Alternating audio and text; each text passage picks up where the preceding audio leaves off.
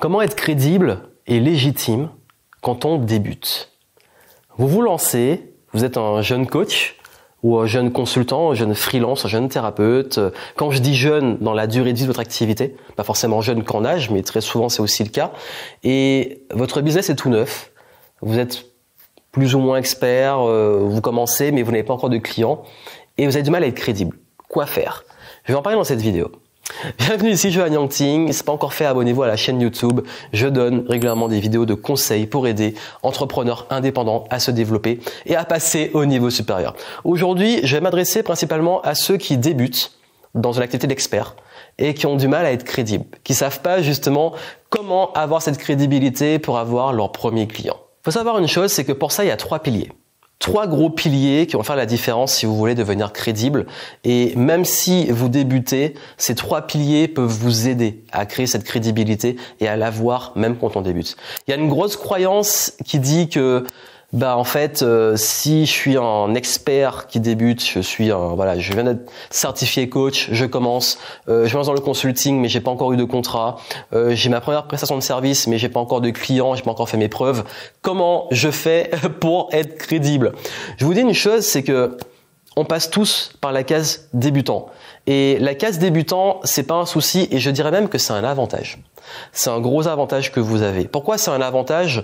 Je vais vous mettre par rapport à moi, ma posture de quelqu'un qui a quand même de l'expérience en coaching, consulting et qui fait appel à des freelances.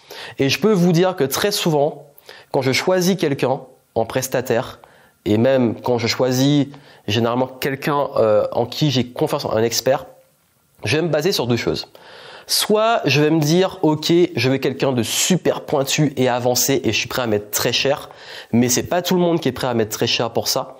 Et généralement, je vais taper sur des coachs et des consultants qui coûtent plusieurs milliers d'euros, voire dizaines de milliers d'euros, mais il y a peu de concurrence dans le sens où c'est pas tout le monde qui va faire appel à eux.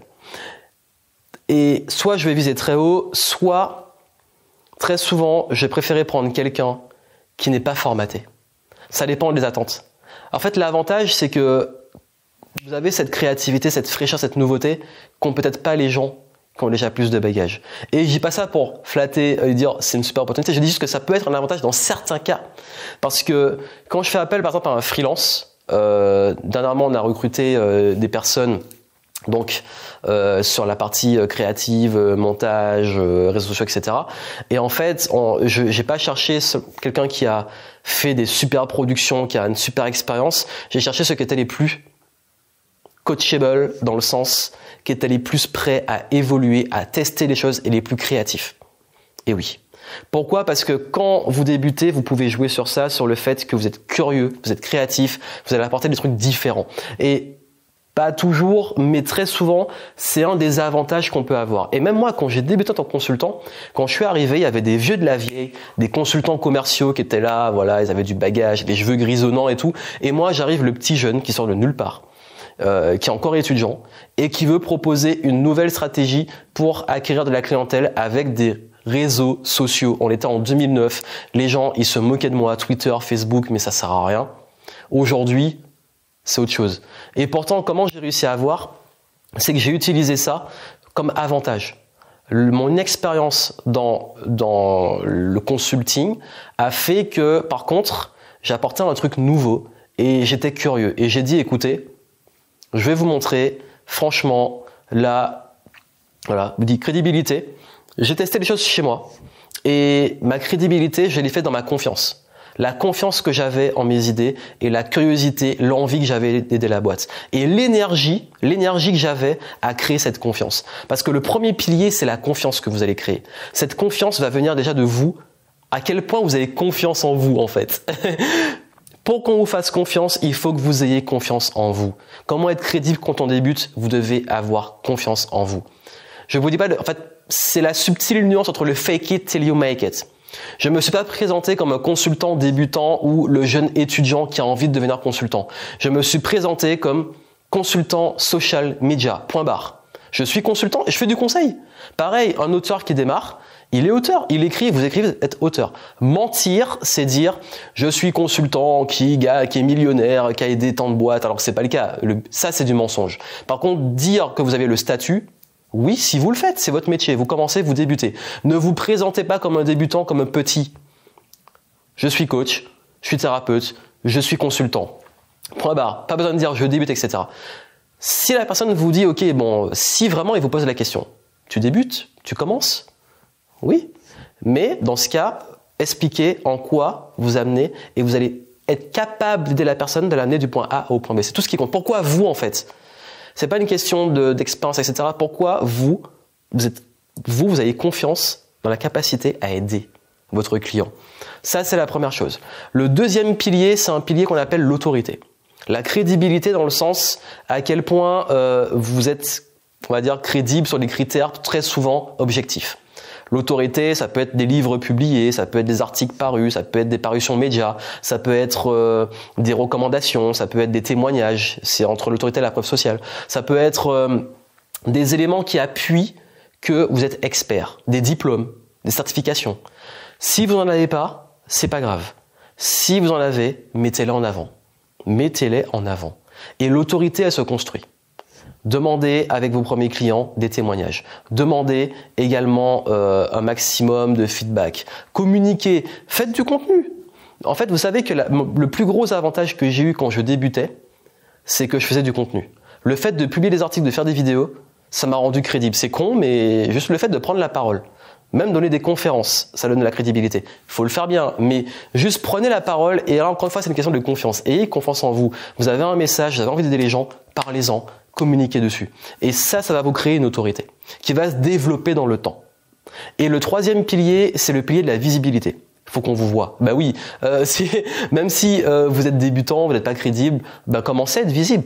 Commencez à aller dans les événements, qu'on vous voit avec d'autres personnes.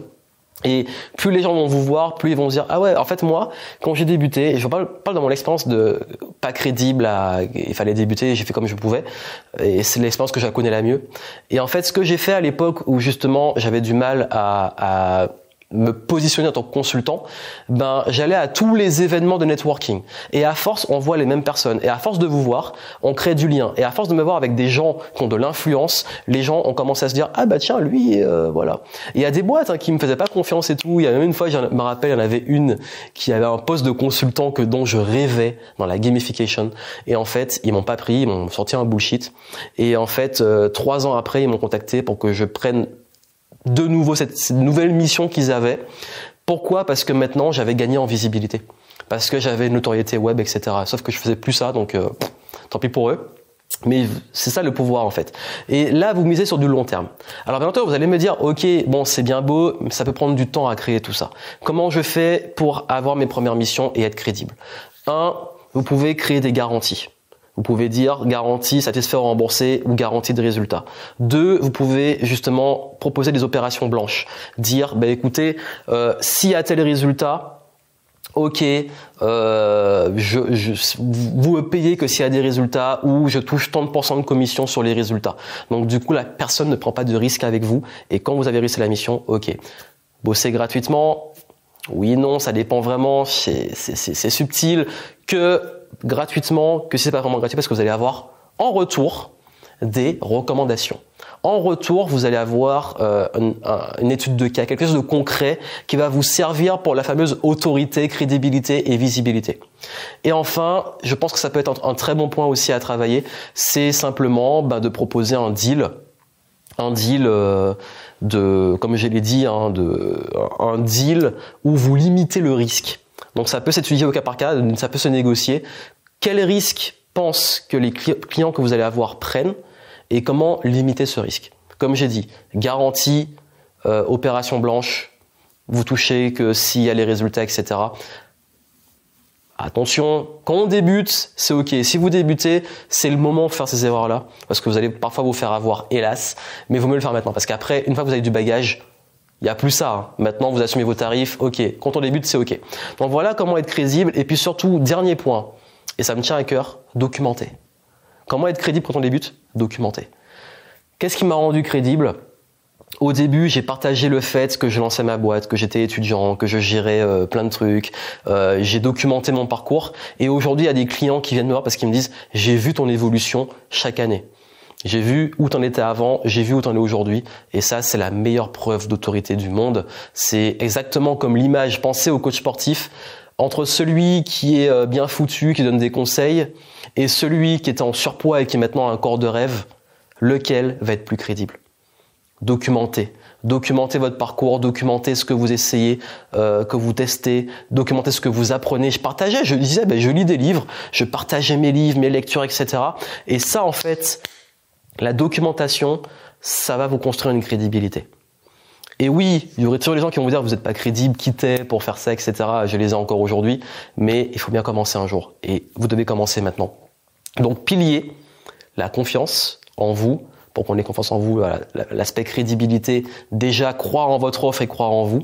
Deuxième point, le pilier de l'autorité, asseoir votre autorité. Et troisième point, commencer à être de plus en plus visible. Et c'est comme ça que vous allez pouvoir gagner en crédibilité dans le temps. Et vos premiers contrats, faites-les en minimisant les risques de vos clients et en capitalisant sur les clients que vous allez avoir pour avoir des témoignages, des retours, études de cas, portfolio, etc. qui vont vous construire de la crédibilité pour l'avenir. Et ça peut vous aider en dessous. Je vous montre comment développer un business étape par étape et comment, même en tant que débutant, réussir à vous vendre et à cartonner. Plein de succès à vous. Abonnez-vous à la chaîne pour avoir un maximum de conseils et moi je vous dis à très bientôt.